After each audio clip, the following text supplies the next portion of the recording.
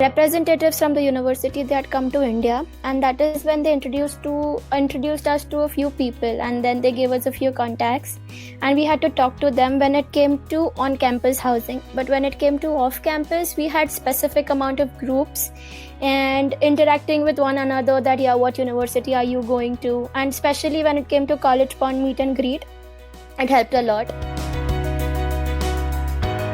When it comes to signing your lease, make sure you talk to the landlord personally, and I'm sure that connecting to one another will at least get you one person who can go and check your house in person, because bedbugs is a really big issue out here. So I would suggest that talking and finding out more stuff on your own is going to help you a lot, rather than just blindly believing what the landlord says. So I personally stay in the South campus, where housing is even more cheap than North. North is a little costlier because it's almost on campus out there. There is hardly any off campus in the North. Housing here is really cheap. So I would suggest that you should have your own personal room, because coming to roommates, first year personally I did not have a great experience. It was really bad. But I have a few friends who had amazing experience, and they continued the same roommates for the second year as well, but I had to shift. So choose your roommates wisely, make sure that you know that person well, or at least you interact with that person and you get along well before you come here, because issues are going to be there, but then you need to take care of that, whether your choices match as the others, and even you have to be a little adjusting though.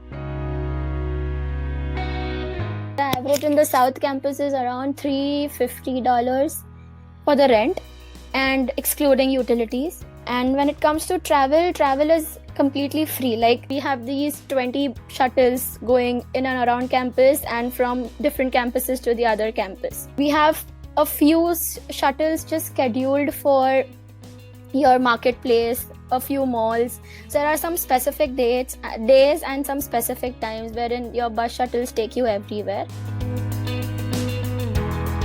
Homesickness shouldn't be an issue if you are around people whom you know, or you get along really well with somebody else. Because I have a few friends who have roommates who are completely unknown to them, but they make a really good, like a small family right now. So that depends upon people to people. Over here, you are very liberal to choose your own courses. You are very free to select what kind of course you want, what kind of professor you want to work with. So you have this one specific week allotted for you to add and drop classes. That is a very big advantage, because without knowing what that course is really gonna do to you, I would feel that that week is really important, because you get a chance to explore and understand more courses which are available to you. The teaching system is also very different. Like, you are very free in the classroom. You are not bound by any kind of restrictions. You are free to do whatever you want to, and like, it's your profit or your loss. If you want to pay attention, you pay attention. If you don't want to, you don't want to. I think you should be in the States a week prior to your orientation, because it takes a long time to, unpack your stuff, arrange your stuff, get used to everything out here. Then you go to the university, submit your medical forms.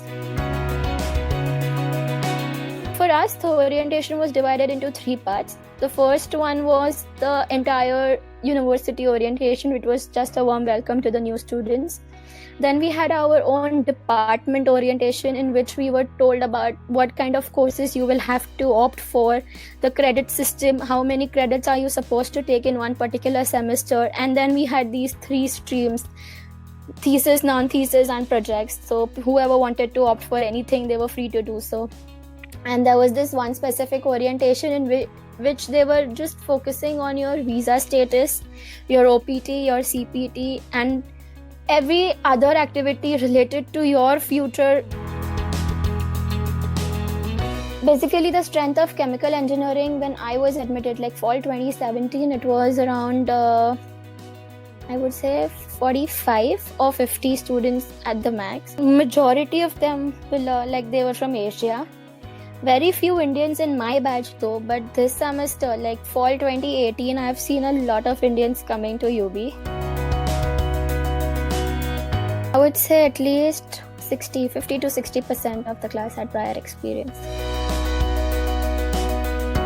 Like everything on campus, like the fitness center, the swimming pool, and the different courts. Like you have lawn tennis, table tennis, then you have badminton courts, racquetball courts. Everything is included. Everything. I am just particular about gymming, so I just gym every day and nothing apart from that, nothing else, because my entire time used to go in either the quiz or the thesis.